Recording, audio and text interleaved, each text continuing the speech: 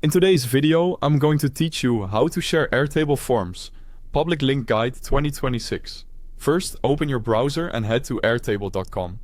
If you're not already signed in, go ahead and log into your Airtable account. This part is quick. Enter your credentials, confirm any prompts, and you'll be taken straight into the app. After signing in, you'll land on your Airtable dashboard. This is your home base, where you can see your recent workspaces and bases at a glance. Find the base that contains the form you want to share.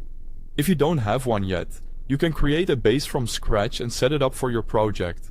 Once you're inside the base, you're in the base view, which shows your tables and the different ways to visualize them.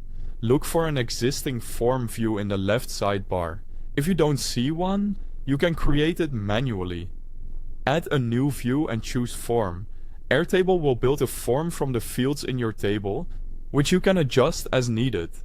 Before sharing, it helps to give the form a clear title and description, so responders know exactly what to submit. With the form open, locate the Share button at the top of the form view. Click it to bring up sharing options for this specific form. Here you'll see a public link that anyone can use to submit responses to your table. Click Copy Link to place the form's URL on your clipboard. You can paste that link in an email, a chat, your website, or anywhere your audience will see it.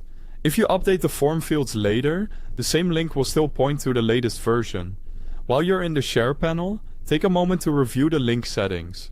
You can restrict access by password or by email domain if you only want people from a certain organization to respond. Depending on your plan, there may also be options related to your team's access. If you're done collecting entries, enable the setting to stop accepting new responses. Visitors will see that submissions are closed.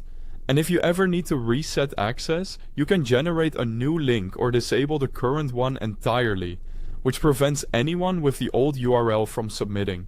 That's it. You've opened your form, shared the public link, and tuned the settings for the level of control you need.